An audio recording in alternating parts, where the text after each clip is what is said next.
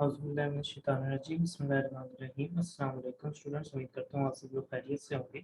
PRC 3 principles of economics हमारा subject चल रहा था। चैप्टर नंबर 1 की डिस्कशन हम लोग कंटिन्यू करते हैं अपनी। और सबसे पहले हमने अपॉर्चुनिटी कॉस्ट प्रीवियस लेक्चर में बहुत डिटेल से पढ़ा था कि जब हम हमारे पास क्योंकि रिसोर्सेज बहुत लिमिटेड से होते हैं, इसलिए हमें चूज़ करना पड़ता है कोई सी दो चीज़ों के दरमियान, और दूसरी चीज़ को हम फॉरगो कर देते हैं। जैसे कि मेरे पास 100 रुपये हैं, अब मेरे पास दो ऑप्शन हैं, मैं उसकी कुछ खाने के लिए खरीद लूँ या कुछ एंटरटेनमेंट के लिए गेम वगैरह में खेल लूँ 100 रुपये में। तो अब उन दो ऑप्शंस में से जब मैं एक को चूज़ करूँगा तो मुझे दूसरे ऑप्शन को फॉरगो करना पड़ेगा। तो इसको कहते हैं अपॉर्चुनिटी कॉस्ट। तो अब सबसे पहले वो हमें पहली लाइन में वो यही बता रहा है कि सब जो बेसिक इकोनॉमिक इशू जो है वो यही है, सबसे बड़ा इकोनॉमिक इशू यही है कि हमारी जो ख्वाहिशात है वो बहुत ज़्यादा अनलिमिटेड सी ख्वाहिशात होती हैं हमारी, और जबकि जो हमारे पास रिसोर्सेज होते हैं उनकी स्कार्सिटी होती है, उनकी लिमिटेशन होती है। तो इस वजह से हर इकोनॉमी को ये कॉन्स्ट्रेंट फेस करना पड़ता है ह्यूमन कैपिटल और नेचुरल रिसोर्सेज का, यानी कि उनके पास एक लिमिटेशन होती है जिससे ज़्यादा वो उनको यूटिलाइज नहीं कर सकते, उनको इस्तेमाल नहीं कर सकते। उसके बाद वो कह रहा है कि जब ये मसला पैदा हो गया तो अब सबसे बड़ा चैलेंज हर इकोनॉमी के लिए ये आ जाता है कि इनको हम हमारे पास जो लिमिटेड से रिसोर्सेज हैं उनको हम किस तरीके से एलोकेट करें डिफरेंट प्रोडक्ट्स के दरमियान। उसकी एग्जांपल उसने दी है कि how much land should be allocated for crops and how much for housing. यानी कि अब हमारे पास एक जगह है, ज़मीन है, अब हमने चूज़ करना है कि उसमें से कितना हिस्सा हम क्रॉप्स को दें, कितने हिस्से पर हम जो है चीज़ों को उगाएं, और कितने हिस्से को पे हम घर बना दें। How many cars should be enough for existing population? How many surgical instrument would be produced? कितनी गाड़ियाँ हमने जो है इंपोर्ट एक्सपोर्ट करनी है, कितनी गाड़ियाँ हमने बनानी है, सर्जिकल इंस्ट्रूमेंट्स कितने चाहिए, how many student should choose profession of engineering, how many should be chartered accountant. जैसे कि अगर एक बच्चा है, आप में से बहुत से प्री इंजीनियरिंग पढ़ के आए होंगे, आपका ड्रीम होगा इंजीनियर बनना, बट फिर आपने कहीं से गाइडेंस वगैरह लेकर सीए में आ गए। तो अब जब आप सीए में आ गए तो आपने इंजीनियरिंग को फोरगो कर दिया, यानी कि आपने एक ऑप्शन को चूज कर दिया, दूसरे ऑप्शन को फोरगो कर दिया। यानी कि आपने जब सीए में आपने एडमिशन लिया, चार्टर्ड अकाउंटेंट बनने के लिए आप आ गए, तो आपने इंजीनियरिंग को फोरगो कर दिया। इन ऑर्डर अब ये चैलेंजेस हैं कुछ जो गवर्नमेंट लेवल पर, बड़े लेवल पर, इकोनॉमी लेवल पर ये चैलेंजेस फेस करती है गवर्नमेंट। अब इन चैलेंजेस को डील करने के लिए हमें क्या करना पड़ेगा, हमें different possible combination of goods and services बनाने पड़ेंगे। जैसे कि इंजीनियरिंग की बात करें या हम सीए की बात करें, इसमें तो हमें फुल ऑन करना पड़ता है, यानी कि या तो हम इंजीनियर बन सकते हैं या सीए बन सकते हैं। लेकिन जब गवर्नमेंट के पास एक ऑप्शन होता है कि उसने उसके बाद, जिस तरह हमने एग्जांपल ली थी लैंड की, अब लैंड में गवर्नमेंट के पास ऑप्शन है कि वो इसको हाउसिंग सोसाइटी बना दे या उस पर क्रॉप्स वगैरह लगा दे। तो अब गवर्नमेंट ये भी तो कर सकती है कि इसमें से आधे क्रॉप्स बना दे, आधी हाउसिंग सोसाइटी बना दे, लोगों की जरूरियात को देखते हुए। तो अब ये जो एलोकेशन है, ये जो डिस्ट्रीब्यूशन है कि कितना हमने हाउसिंग को देना है, कितना हमने क्रॉप्स को देना है, ये हमने डिसाइड करना होता है। ये इसकी हमने जो है डिसीजन लेना होता है। An economy uses its available technology to pull input in order to produce required level of output. हम जितनी भी टेक्नोलॉजी वगैरह एक इकोनॉमी के पास होती है, किसी मुल्क के पास, वो उसको यूज करता है और इनपुट प्लेस करता है। इनपुट में फैक्टर्स ऑफ प्रोडक्शन आ जाते हैं, लैंड, लेबर, कैपिटल, एंटरप्रेन्योर वगैरह। तो उसके बाद क्या होता है, उसको आउटपुट मिल जाती है। For this purpose we have different input resources as factor of production. Man has learned his in his early life he cannot have everything simultaneously. अब इंसान को मालूम हो गया है कि वो सब कुछ एकदम से हासिल नहीं कर सकता, तो ये एक एक्सेप्टेड रियलिटी बन गई है। For adding more land for wheat we must forgo some of the other crops. अगर हमें वीट ज़्यादा प्रोड्यूस करनी है अपनी ज़मीन पर, तो ज़मीन तो हमारे पास लिमिटेड ही है। अगर हम उस पर ज़्यादा वीट लगाना चाह रहे हैं तो फिर हमें कोई और क्रॉप्स ख़त्म करनी पड़ेंगी जिसकी जगह हम वीट लगा रहे हैं। इसलिए जो है to build more houses we must sacrifice other food stuff. अगर हम ज़्यादा घर बनाना चाह रहे हैं तो हमें फूड स्टफ को सैक्रिफाइस करना पड़ेगा। इसके इसको हम डिफरेंट वे में ले सकते हैं। जैसे कि अगर हमने एक ज़मीन पे ऊपर घर बनाना है तो उसमें फूड स्टफ की फैक्ट्री हम नहीं बना सकते।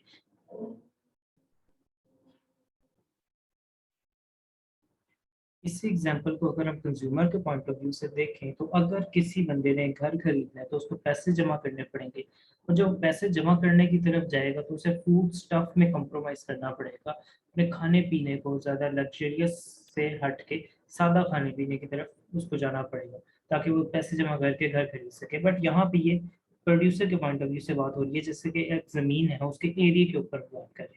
Bye spending more budget on defence requirement we must sacrifice other social need like road, school, hospital and power generation.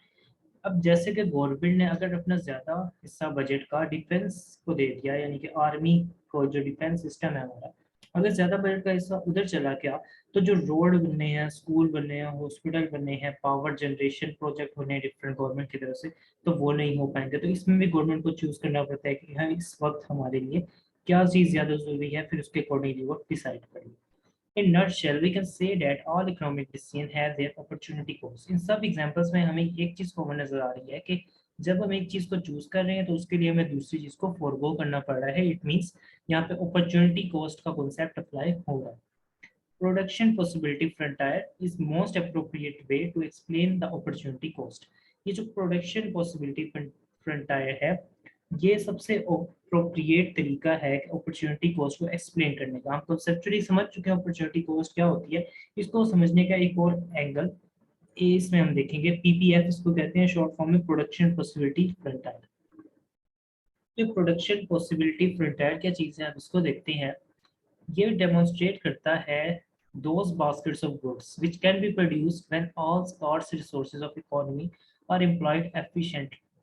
यानी कि जब हम हमारे पास जितने भी अवेलेबल रिसोर्सेज हैं उनको जब हम एफिशिएंटली, यानी कि बेस्ट पॉसिबल यूज जब हम उनका कर लेंगे, तो किस तरीके से हम गुड्स को बना सकते हैं, ये उसको डिमॉन्स्ट्रेट करता है। To elucidate the production possibility curve और फ्रंटायर, इसको प्रोडक्शन पॉसिबिलिटी फ्रंटायर को प्रोडक्शन पॉसिबिलिटी कर्व भी कहते हैं, क्योंकि ये कर्व की शेप देती है हमें, जो कि कर्व मैं आपको दिखा देता हूँ। ये कर्व इसका बनता है। ये कैसे बनता है ये भी हम अभी थोड़ी देर में समझ जाएंगे। इसको प्रोडक्शन पॉसिबिलिटी फ्रंटायर के साथ साथ प्रोडक्शन पॉसिबिलिटी कर्व का नाम भी दिया जाता है। अब कुछ कॉन्सेप्ट्स वो कह रहा है कि हमारे लिए समझना जरूरी है। इसमें से मोस्ट ऑफ द कॉन्सेप्ट्स हमने ऑलरेडी डिस्कस किए हुए हैं, बट सॉर्ट ऑफ रिवीजन के तौर पे इनको हम देख लेते हैं। ट्रेड ऑफ का क्या मतलब है? To get something we must forgo something else as resources are limited. वही बात रिपीट हो रही है, क्योंकि रिसोर्सेज लिमिटेड है, इसलिए हमें जब कोई चीज़ हासिल करनी होती है तो उसके लिए हमें कोई दूसरी चीज़ फॉरगो करना पड़ती है।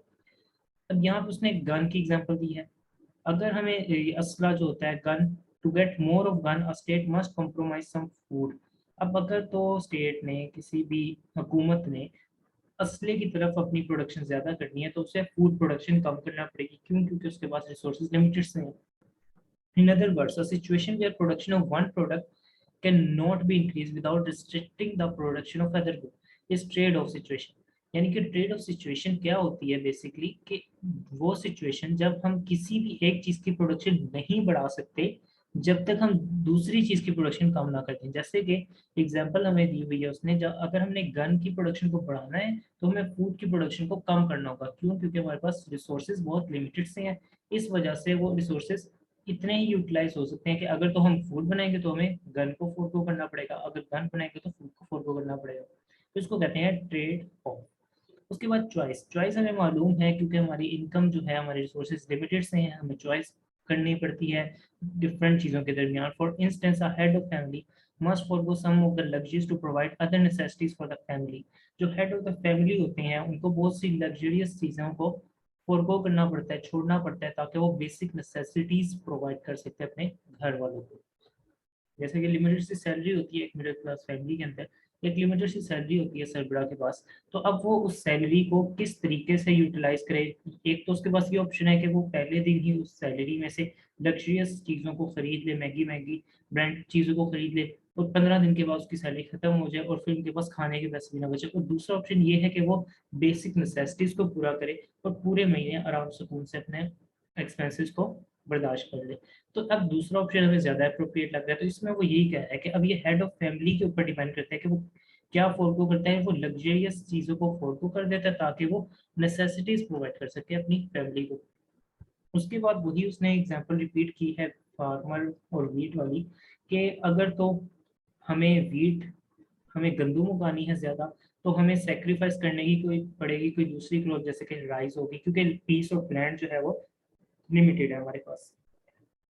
यानी कि जब लैंड का पीस हमारे पास लिमिटेड होगा और हमने उस पर गंदम उगाई दिया। अब हम सोच रहे हैं हमें राइस की काश्त करनी है, तो हमें क्या करना पड़ेगा, हमें वीट की जो काश्त थी उसको फोरगो करना पड़ेगा ताकि हम उस पर राइस उगा सकें। Efficient and inefficient use, efficient use का मतलब होता है बेस्ट पॉसिबल यूज, यानी कि जितना काम एक रिसोर्स से लिया जा सकता है उतना बेस्ट उससे काम ले लिया जाए। और इनएफिशिएंसी का मतलब होता है कि एक मशीन के अंदर जैसे कि फॉर एग्जांपल एबिलिटी है कि वो एग्जांपल ले लेते हैं हम, एक प्लास्टिक बोतल की एक मशीन के अंदर एबिलिटी है कि वो एक दिन में 100 यूनिट्स बना सकती है प्लास्टिक बोतल की। अगर तो वो पूरे 100 यूनिट बना दे तो इसको मतलब है कि वो एफिशिएंटली काम कर रही है। लेकिन अगर उसके अंदर एबिलिटी है कि वो 100 यूनिट बना दे बट उससे हम 80 यूनिट बना रहे हैं, तो इसका मतलब है कि वो इनएफिशिएंटली यूज हो रही है। ऑल्दो 100 यूनिट पूरे नहीं बना पाती है, अगर उसके वर्केबिलिटी को कुछ जो है नॉर्मल लॉस होती है, मतलब कुछ लॉसेस ऐसे होते हैं जो हमारे अंदर उनकी सलाहियत नहीं होती कि हम उनको रोक सकें। बट स्टिल अभी एक एज्यूम्ड एग्जांपल ले लें अगर हम कि एफिशिएंसी और इनएफिशिएंसी का डिफरेंस जानते वक्त, तो ये डेफिनेशन काफ़ी अच्छी है कि 100 यूनिट्स अगर एक मशीन में कैपेसिटी है और वो पूरे 100 यूनिट्स बना ले, इट मीन्स वो एफिशिएंटली काम कर रही है। अगर वो 100 यूनिट्स ना बना पाए, 80 यूनिट बना ले, 90 यूनिट बना ले, इसका मतलब वो इनएफिशिएंट वर्क कर रही है। और अगर हम उस मशीन से एक्सपेक्ट करें कि हम एक से मशीन को यूज़ करके 120 यूनिट बना लें, तो ये तो इम्पॉसिबल सिचुएशन हो जाएगी, ये मशीन के लिए पॉसिबल ही नहीं होगा। Efficiency states that the maximum attainable combination of a society is achieving, यानी कि मैक्सिमम अटेनेबल कम्बिनेशन, यानी कि जितने भी मैक्सिमम कम्बिनेशंस हासिल कर सकती है सोसाइटी, जैसे कि हमने डिस्कस किया गन और फूड की बात करते हुए, कि अब वो गन इसको हम टेबुलर फॉर्म में अगर देखें कि जिस तरह की ये है, अगर तो फूड हम 100, ब्रेड हम 100 बनाने हैं तो गन 0 है। ये डिफरेंट कम्बिनेशंस की मैं एग्जांपल दे रहा हूँ आपको। अगर हमने ब्रेड कम कर दी 90 पे ले गए, तो हम इस काबिल हो गए कि हम एक गन बना सकें। अगर हमने गन ब्रेड की प्रोडक्शन 70 कर दी, तो हम इस काबिल हो गए कि हम 2 गन्स बना सके। हमने अगर ब्रेड की प्रोडक्शन 40 कर दी, तो हम इस काबिल हो गए कि हम गन 3 बना सकें। इसी तरीके से जब हमने ब्रेड 0 कर दिया, यानी हम फूड प्रोड्यूस ही नहीं कर सकते, तो हम 4 गन्स बना सकते हैं। तो ये डिफरेंट कम्बिनेशंस हैं जो हमारे पास अवेलेबल होते हैं, जिनमें से कोई एक कम्बिनेशन हमें चूज करना पड़ता है। तो वही बात वो कर रहा है कि हम कौन सा मैक्सिमम अटेनेबल कम्बिनेशन जो कि सोसाइटी के लिए अच्छा है वो चूज करें। वाइल इन एफिशिएंसी का क्या मतलब होता है, is termed as underutilisation of resources, जैसे कि हमने डिस्कस किया था कि 80 यूनिट 90 यूनिट बनाए वो, जबकि उसमें ताकत है कि वो 100 यूनिट बना सकती है, तो इसको कहते हैं अंडर यूटिलाइजेशन। रिसोर्सेज को अंडर यूटिलाइज हो रहा है due to different macro economic affairs such as any pandemic like कोविड-19। कोविड-19 की वजह से जो है बहुत सी चीज़ें अंडर यूटिलाइज हुई, यानी कि वो अपनी पूरी जो सलाहियत थी उसके अकॉर्डिंगली वो काम नहीं कर सकी, मशीन्स हो गए या लोग हो गए वो भी। When people stop spending on consumer and capital goods, builders stop building more houses, क्योंकि लोगों का काम रुक गया था, लोगों ने स्पेंड करना कम कर दिया था क्योंकि उनके पास इनकम नहीं आ रही थी। उसके बाद ग्रोथ का क्या मतलब है, एबिलिटी टू प्रोड्यूस अगर इंक्रीज हो जाए तो इसको कहते हैं ग्रोथ। एबिलिटी टू प्रोड्यूस, क्या प्रोड्यूस गुड्स हो सकती हैं या वो सर्विसेज हो सकती है किसी भी इकोनॉमी में ओवर द टाइम, और वो कैसे इंक्रीज हो सकती है एबिलिटी, इन्वेंशन से, इनोवेशन से, डिस्कवरी से। जैसे कि एक मशीन थी वो 100 यूनिट बनाती थी पहले, लेकिन कुछ लोगों ने क्या किया, एक नई मशीन इन्वेंट कर दी। एक मशीन पहले एक दिन में 100 यूनिट बनाती थी, कुछ लोगों ने एक नई मशीन इन्वेंट कर दी, वो एक दिन में 200 यूनिट बना रही है, डबल हो गया काम। और ये हुआ कैसे, इनोवेशन से हुआ, इन्वेंशन से हुआ, डिस्कवरी से हुआ, जब लोगों ने नई टेक्नोलॉजी को यूज किया। Increasing opportunity cost. Law of diminishing return. Increase the opportunity cost by continuous switching resources to some other uses. Law of diminishing return. ये लॉ हमने बहुत डिटेल से डिस्कस करना है नेक्स्ट चैप्टर्स में जाकर। अभी थोड़ी सी इसकी हिंट ले लेते हैं कि जब हम इनपुट बढ़ाएंगे तो आउटपुट भी बढ़ेगी। ऑब्वियस सी बात है, जैसे जैसे हम इनपुट बढ़ाते रहेंगे हमारी आउटपुट बढ़ती रहेगी। लेकिन एक ऐसा लेवल आ जाता है जब हमारी आउटपुट मैक्सिमम हो जाती है, जैसे कि हमने बात की थी एक मशीन की जो प्लास्टिक बोतल बना रही थी। अब हम जैसे जैसे इनपुट बढ़ाते रहेंगे पूरे दिन में, वो प्लास्टिक बोतल हमें निकाल के देती रहेगी। लेकिन 100 उसकी कैपेसिटी है मैक्सिमम, जब 100 बोतल्स वो बना लेगी, तो अब हम इनपुट बढ़ाएं भी तो उससे वो नहीं बना सकती और बोतल्स, क्योंकि उसकी मैक्सिमम कैपेसिटी ही 100 यूनिट्स है। मैक्सिमम वो बहुत कम, यानी कि अब जब वो ऑप्टिमम लेवल, ऑप्टिमम यानी अपनी हाईएस्ट लेवल पे पहुंच गया, बेस्ट लेवल पे पहुंच गया, अब उसके बाद जब हम इनपुट इंक्रीज करेंगे तो आउटपुट नहीं बढ़ रही होगी। तो इसको कहते हैं लॉ ऑफ डिमिनिशिंग रिटर्न। नहीं बढ़ रही होगी आउटपुट, या बहुत कम बढ़ रही होगी। इंक्रीज द अपॉर्चुनिटी कॉस्ट से होता क्या है, अपॉर्चुनिटी कॉस्ट बढ़ जाती है by continuous switching of resources to some other uses. और ऐसा क्यों होता है, क्योंकि हम कंटिन्यूअसली स्विच कर रहे हैं रिसोर्सेज को। जैसे कि एक मशीन है, लेट्स सपोज कि वो राइस की प्रोडक्शन में भी यूज हो रही है और वीट की प्रोडक्शन में भी यूज हो रही है। अब हम इसको कंटिन्यूअसली स्विच कर रहे हैं तो इसकी वजह से अपॉर्चुनिटी कॉस्ट बढ़ जाएगी। इस फार्मूला उसमें दिया हुआ है, opportunity cost of X commodity in terms of units of Y given up, यानी कि हमने सेलेक्ट कर ली है कमोडिटी एक्स कि हमने इस कमोडिटी को प्रोड्यूस करना है, और हमने फॉरगो कौन सी कर दी है, कमोडिटी वाई। गिवन अप यानी इसको हमने गिव अप कर दिया, इसको हमने फॉरगो कर दिया। तो उसके लिए उसने एक फार्मूला दिया है y2 माइनस y1, यानी जो कमोडिटी हमने फॉरगो की है, ठीक है, उसकी y2 माइनस y1, और जो कमोडिटी डिवाइड हमने डिवाइड कर देंगे y2 माइनस y1 को उस कमोडिटी से जो हमने चूज की है, यानी x2 minus x1। It means change in foregone commodity divided by change in selected commodity. तो इस फार्मूले की इम्प्लीकेशन फिलहाल हमारे चैप्टर में नहीं है, बट ये एज इट इज फार्मूला हमें याद रखना पड़ेगा, और इसका ये चीज़ भी याद रखनी पड़ेगी। अगर वो कह देता कि हमने y सेलेक्ट किया है, यहाँ पे उसने कौन सी चीज सेलेक्ट की थी, अपॉर्चुनिटी कॉस्ट ऑफ एक्स, यानी कि उसने एक्स को सेलेक्ट कर लिया, तो उसने फोर को किया है वाई को। तो चेंज इन वाई यानी कि Y two minus Y one ऊपर आया है, और जो कमोडिटी सेलेक्ट की है वो नीचे गई है। अगर यहाँ पे वाई होता और यहाँ पर एक्स होता तो ये फॉर्मूला उल्टा हो जाता है, यानी कि यहाँ पे एक्स टू माइनस एक्स नीचे वाई टू माइनस। तो ये सवाल आ सकता है, तो इसको इस चीज का ये लाजमी ध्यान रखना है कि हमने कमोडिटी सेलेक्ट कौन सी की है और फॉरगो कौन सी की है। उसके बाद प्रोडक्शन पॉसिबिलिटी फ्रंटायर की कुछ एजम्पशंस हैं, क्योंकि इकोनॉमी बहुत कम्प्लेक्स होती है, तो इसलिए हम कुछ सिंपल सी एजम्पशन ले लेते हैं अपने मॉडल को सिंपल रखने के लिए। कि एक एज्यूम किया जाता है कि जितने भी इकोनॉमिक रिसोर्सेज हैं उनको हमने एफिशिएंटली यूज़ किया है, उनको हमने एफिशिएंटली यूज़ किया है। एफिशिएंसी का क्या मतलब होता है, हम वो डिटेल से डिस्कस करके आ रहे हैं। तो ये एजम्पशन ली जाती है कि हमने रिसोर्सेज को उनके बेस्ट पॉसिबल यूज़ किया है, उनको वो बिल्कुल एफिशिएंटली यूज़ किया। Full employment, it is assumed that all available economic resource are fully employed, यानी कि जितने भी रिसोर्स को इस्तेमाल किया गया है। कोई भी रिसोर्स ऐसा नहीं है इकोनॉमी में जो कि फारिग बैठो, जो फजूल बैठो, इसमें मशीन भी आ जाती है, लोग भी आ जाते हैं।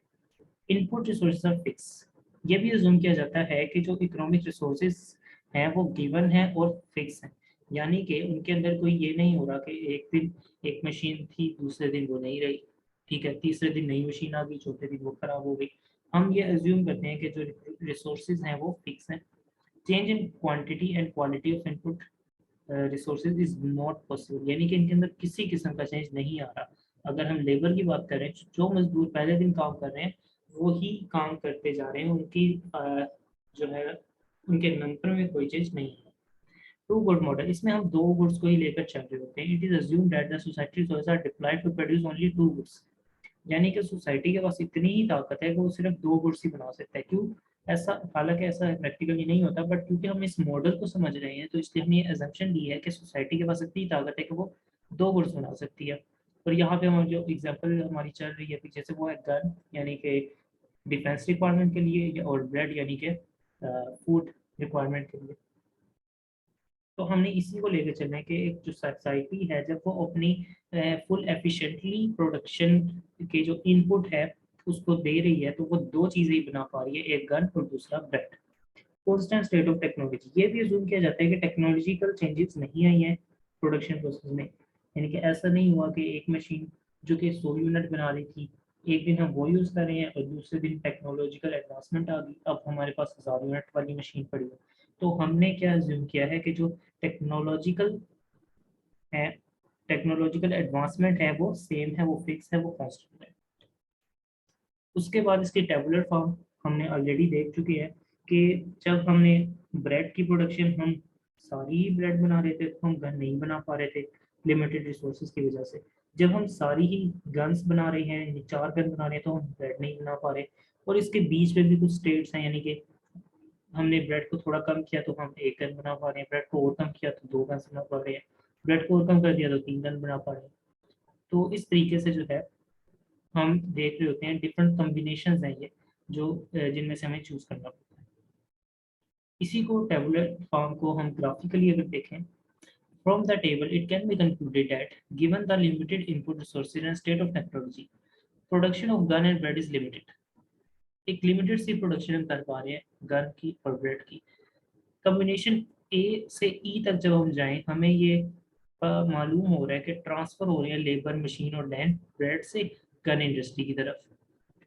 जैसे कि हमें मालूम था रिसोर्सेज लिमिटेड थे, जब अब हमने क्या किया ब्रेड की प्रोडक्शन जब कम की तो ये जो 10 का गैप आ रहा है, ये जो इसके ऊपर जो रिसोर्सेज लग रहे थे लैंड लेबर कैपिटल, वो हमने ट्रांसफर कर दिए हैं गन की प्रोडक्शन पे, जिसकी वजह से हमारी एक गन बन पा रही है।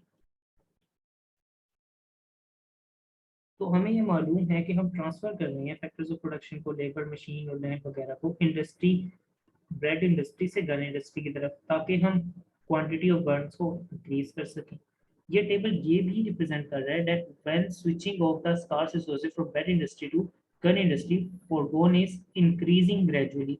यानी कि जो हम फोरगो कर रहे हैं वो इंक्रीज होता जा रहा है जैसे जैसे हम रिसोर्स को शिफ्ट कर रहे हैं। पहले हमने कितने रिसोर्सेज दिए थे, 10 रिसोर्सेज थे।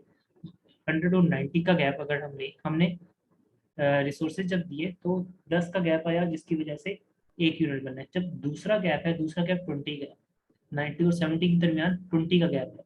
यानी कि फर्स्ट टाइम हमें 10 यूनिट्स का गैप देना पड़ रहा था ब्रेड में, जिसकी वजह से हमारी एक गन बन पा रही थी। जब सेकेंड टाइम दोबारा हमने काम किया तो हमें 20 यूनिट्स का गैप देना पड़ा, यानी 20 यूनिट्स फोरगो करने पड़े, जिसकी वजह से हमारी दूसरी गन बन पाई। और थर्ड टाइम जब हमने दोबारा काम किया तो हमें 30 यूनिट्स देना पड़े, 30 यूनिट्स देना पड़े, जिसकी वजह से तीसरी गन बन पाई। और फोर्थ टाइम जब हमने किया तो हमें सारे यूनिट्स फोरगो करना पड़े, 40 यूनिट्स, जिसकी वजह से हमारी चौथी गन बन पाई। यानी कि ग्रेजुअली इंक्रीज आ रहा है जो हम फोरगो कर रहे हैं यूनिट्स को उनके अंदर। इसी चीज को हम रिलेट करें तो ये चीज इस पॉइंट के साथ भी रिलेट हो रही है कि जो अपॉर्चुनिटी कॉस्ट है वो बढ़ती जा रही है आहिस्ता आहिस्ता। जैसे जैसे हम बार बार साइकिल को रिपीट कर रहे हैं अपॉर्चुनिटी कॉस्ट बढ़ती जा रही है।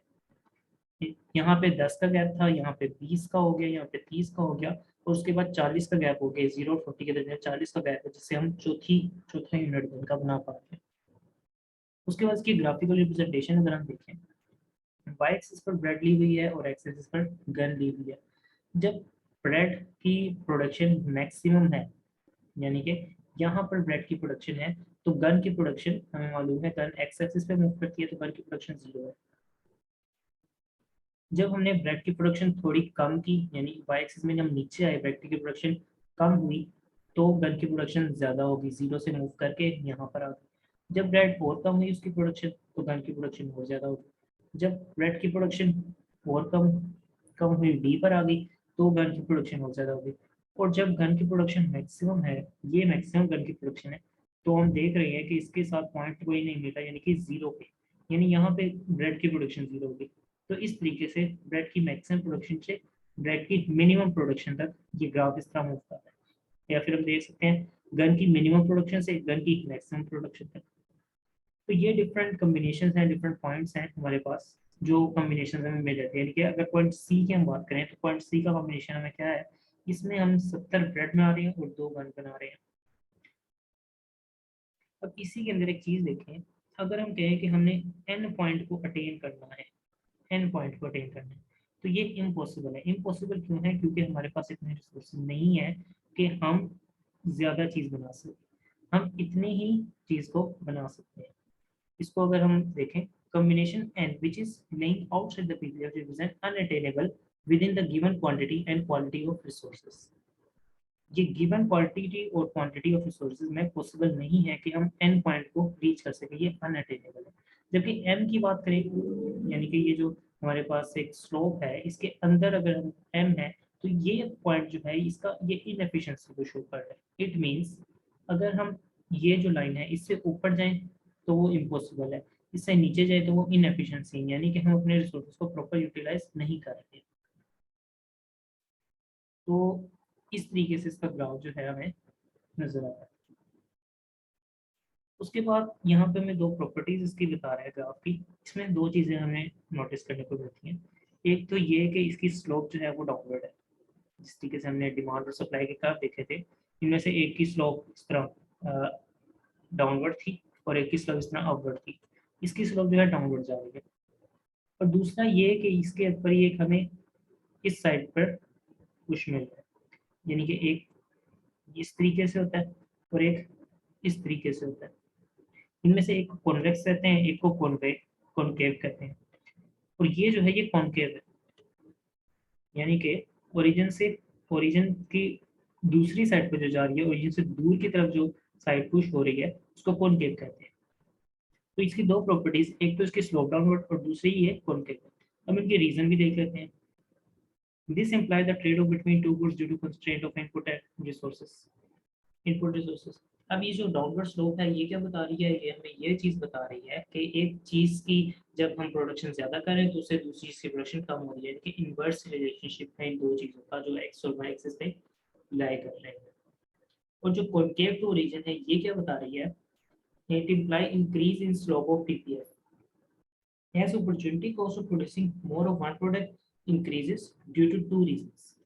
ये हमें क्या बता रही है, द अपॉर्चुनिटी कॉस्ट जो है of producing more of one product increase. जो अपॉर्चुनिटी कॉस्ट है वो ग्रेजुअली इंक्रीज हो रही है, जैसे कि हमने देखा भी था पहले 10 का डिफरेंस, फिर 20 का, फिर 30 का, फिर 40 का डिफरेंस आ गया। और उसकी वजह क्या है, लॉ ऑफ डिमिनिशिंग रिटर्न, जो कि हम ऑलरेडी डिस्कस कर चुके हैं और अपने अगले चैप्टर्स में ये बहुत डिटेल से पढ़ेंगे। दूसरी रीजन क्या है, some resources are not compatible for some good by switching resources from compatible goods to non compatible goods. यानी कि कुछ रिसोर्सेज एक गुड के लिए तो कंपैटिबल होते हैं लेकिन दूसरी गुड के लिए वो कंपैटिबल नहीं होते। हर रिसोर्स की अपनी एक स्पेशलाइजेशन होती है। More of one product has to forgo to get little bit of other good. यानी कि जो डिफरेंस आ रहा था, जो हमने डिफरेंस देखा था पहले 10 का, फिर 20 का, फिर 30 का, फिर 40 का, इसकी एक रीजन ये भी थी कि क्योंकि ये कंपेटिबल नहीं है तो इसलिए हमें ज्यादा चीज फॉरगो करना पड़ रही है अब दूसरी प्रोडक्ट की कम चीज हासिल करने के लिए। इसकी एग्जांपल देख लेते हैं। Land A is more fertile for rice crop. जो लैंड ए है हमारे पास वो ज्यादा फर्टाइल है, यानी कि वो सपोर्ट करता है राइस की प्रोडक्शन को, जबकि लैंड बी जो है वो सपोर्ट करता है कॉटन की प्रोडक्शन को। अब अगर हम स्विच कर ले लैंड ए को from rice crop to cotton, land पे सपोर्ट किसको कर रहा था, राइस को। हम चाह रहे हैं कि हम लैंड ए पर कॉटन प्रोड्यूस कर रहे हैं, तो अब हमें क्या करना पड़ेगा, हम जो राइस वो प्रोड्यूस कर रहा था काफी सारे वो तो फॉरगो कर दिए हमने, लेकिन हमें कॉटन बहुत लेटर मिलेगी क्योंकि वो सपोर्ट ही नहीं करेगा कॉटन को, तो हमें ज्यादा चीज फॉरगो करना पड़ रही है कम चीज हासिल करने के लिए। तो ये एक रीजन है कि जो ग्राफ है हमारा ये कॉनकेव टू ओरिजिन है। उसके बाद economic growth and shift in production possibility curve. हमने वो स्टार्ट में चैप्टर 2 में शायद एक चीज पढ़ी थी, शिफ्ट और movement, shift in curve and movement along the curve. तो यहाँ पर तो हमें जानते हैं हमारे पास मूवमेंट आ रही है, और लेकिन अगर ये ऊपर या नीचे शिफ्ट हो जाए तो इसको कहते हैं शिफ्ट इन कर्व। हमने पीछे देखा था कि जो पॉइंट एन था वो इम्पॉसिबल था, और वो इम्पॉसिबल क्यों था, उसकी वजह क्या थी, उसकी वजह यही थी कि हमारे पास रिसोर्सेज लिमिटेड। लेकिन और हमने ये अज्यूम भी किया था कि रिसोर्सेज जो है हमारे चेंज नहीं होंगे, लेकिन अगर ये अजम्पशन ब्रेक हो जाए, गवर्नमेंट जो है वो एडवांस टेक्नोलॉजी यूज़ कर रहे हैं या उसके पास भी इस तरह की अरेंजमेंट हो जाए कि जिससे हमारे रिसोर्सेज बढ़ जाए, तो क्या होगा, प्रोडक्शन पॉसिबिलिटी का जो है वो शिफ्ट हो जाएगा अपवर्ड या राइटवर्ड। ठीक है, यानी कि जो प्रोडक्शन है वो एबिलिटी, यानी कि जो इनपुट है वो बढ़ जाएगी और उससे आउटपुट भी बढ़ जाएगी। और एम तो है वो तो डेफिनेटली इनएफिशिएंसी को ही शो कर रहा है, यानी कि हमारे पास रिसोर्सेज मौजूद है मगर हमको ठीक से इस्तेमाल नहीं कर पा रहे। तो इस पैराग्राफ में वो यही बता रहे हैं कि जब इकोनॉमिक ग्रोथ होती है किसी भी कंट्री की, किसी भी इकोनॉमी की इकोनॉमिक ग्रोथ होती है, और ग्रोथ का मतलब हमें मालूम हो चुका है कि प्रोडक्शन एबिलिटी बढ़ जाए अगर किसी कंट्री की, तो ये क्या होता है, इससे एक्सपेंशन हो जाती है, इसकी प्रोडक्टिव पोटेंशियल बढ़ जाते हैं, यानी कि वो ज्यादा चीज प्रोड्यूस कर सकती है। For example, in a growing nation government has more resources to spend on building human resources. By investing in men, nation would have more doctor, engineer, chartered accountant, and skilled entrepreneurs, etc. Such investment enable the agent of economy to produce more goods and services than before. As a result, economy will be able to produce even those combination which was dream before. अब n को हासिल करना हमने पिछली slide पे ही देखा, हमें impossible लग रहा था, लेकिन जब हमारे हमारे पास जो इकोनॉमिक ग्रोथ है, ठीक है, जिससे हमारे प्रोडक्टिव पोटेंशियल बढ़ गए, तो n हमारे लिए पॉसिबल हो गया n पॉइंट को रीच करना। तो इसका मतलब है कि जब इकोनॉमिक ग्रोथ होगी तो इसके अंदर शिफ्ट भी आ सकता है प्रोडक्शन पॉसिबिलिटी कर्व के अंदर। अब इसके बाद जब हमारे पास इतनी एबिलिटी हो गई कि हम एन पॉइंट को रीच कर सकें और हम उसको रीच ना करें, हमारे पास एबिलिटी मौजूद है कि हम ये वाली स्लोप जो है ये बना सकें, राइट पर शिफ्ट कर सकें अपनी स्लोप को, लेकिन हम अगर उसको राइट पर शिफ्ट ना करें तो ये इनएफिशिएंसी होगी। जैसे कि पिछली स्लाइड में m जो था वो हमारा इनएफिशिएंसी को शो कर रहा था, तो अब जब हमारे पास एबिलिटी है कि हम n पॉइंट को रीच कर सकें और हम c पॉइंट के ऊपर चल रहे हैं, क्योंकि अब यहाँ पे सी पॉइंट इनएफिशिएंसी बन जाएगा। क्यों? क्योंकि अगर हम एफिशिएंट काम करें तो हम एन पॉइंट को रीच कर लेंगे। तो यही तक डिस्कशन थी प्रोडक्शन पॉसिबिलिटी कर्व की, और चैप्टर नंबर 1 भी यहाँ पर हमारा खत्म हो जाता है। Thank you so much.